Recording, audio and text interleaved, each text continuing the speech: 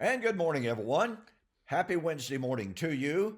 Welcome back to Morning Musings. I appreciate you being with me so very, very much. And I hope that this series is continuing to be a blessing to you. My name is Don K. Preston. I'm the president of Preterist Research Institute of Ardmore, Oklahoma. And again, this is what I call my morning musings. Now, we've been focused on Matthew chapter 25, 31 and following. And I've demonstrated for you how Joel chapter 2 and chapter 3 foretold the last days, the day of the Lord, and the avenging of the martyrs. Pardon me. I've shown for you how that is perfectly parallel with Isaiah chapters 2 through 4, which foretold the last days, the day of the Lord, and the avenging of the martyrs.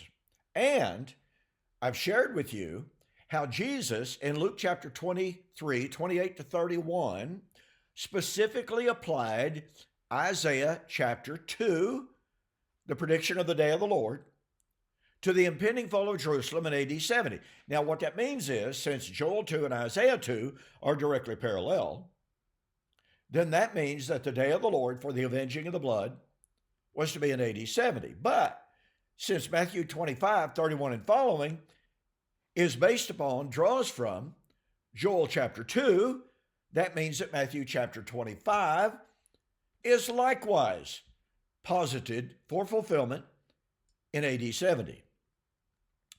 This entire doctrine of the avenging of the blood of the martyrs is one that, in my personal estimation, is simply not given enough attention, certainly not in the futures paradigms.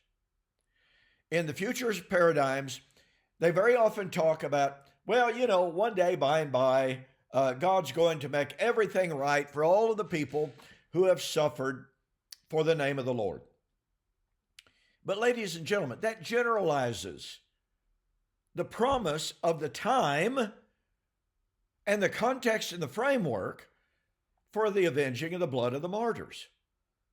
It takes that promise completely out of the context in which the promises are made. Now, I began sharing with you yesterday Deuteronomy chapter 32, but we set the stage with Deuteronomy 31, verse 29, in which Moses said, I know that after my departure, my death, in the last days, you will become utterly corrupt, and evil shall befall you in those days. I pointed out, here is the prophecy of the last days filling up of the measure of sin. And how Jesus, in Matthew chapter 23, Jesus who appeared in the last days, said that Israel was going to fill up the measure of her sin in his generation by persecuting his apostles and prophets. Now, personally, I don't know how in the world a person could get around this conflation, this joining of prophetic passages, of prophetic theme, prophetic motif, and Jesus's emphatic words, and join with Paul's emphatic words in 1 Thessalonians chapter 2, that says the Jews were filling up the measure of their sin in the first century by persecuting Jesus's apostles and prophets, just like Jesus had predicted, as well as John saying that the harlot city Babylon, which is, quote, where the Lord was crucified, unquote, her cup of sin was now full because it was full of the blood of the saints and the martyrs. This is perfect correspondence. It's perfect agreement. Why would we want to deny this other than preconceived ideas about the nature of the day of the Lord, about the nature of the end of the age? Okay, so back to Deuteronomy chapter 31 and 32. Once again, Moses said in the last days, you're going to become utterly corrupt. You're going to fill up the measure of your sin. And then Moses delivers what is known as the Song of Moses, Deuteronomy chapter 32. Now, before I proceed, you need to know something. You need to know that scholarship is virtually united in agreeing that Deuteronomy 32 served as the template, the blueprint, the outline for Jesus's public ministry and for Paul's eschatology. Now, the men who believe that, the men who teach that, N.T. Wright, Richard Hayes, a scholar by the name of Davidson, whose first name escapes me at the moment. I apologize for that. I mean, you could just about name your, quote, conservative, and some would question that epithet being applied to some of those men. But nonetheless, the men who do respect the Bible, they respect Jesus, there is a tremendous agreement. Deuteronomy 32 is paradigmatic for New Testament eschatology. Now, folks, that's incredibly important. So here we have Deuteronomy 32.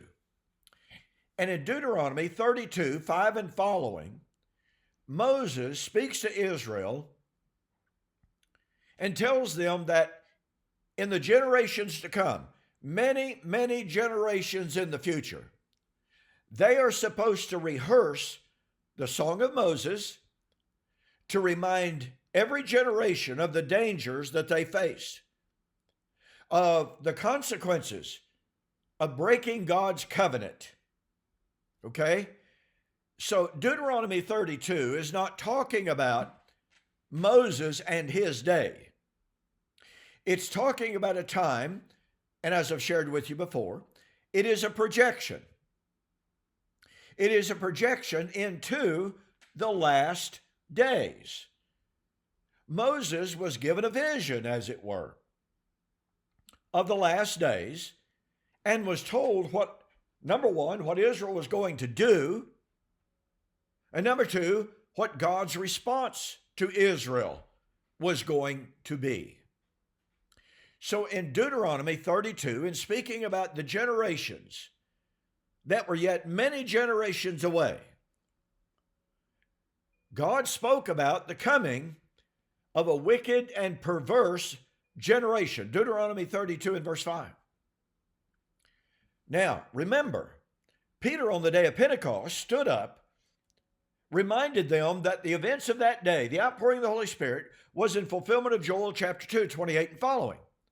That in the last days, the Holy Spirit would be poured out. Thus, Peter said the last days were present. He did not say the last days were being initiated. They were simply present. And he urged his audience, and by the way, Gregory Beale, in his book, New Testament Theology of the Old Testament, use of the Old Testament in the New Testament, I should say, says Peter is drawing on Deuteronomy chapter 32.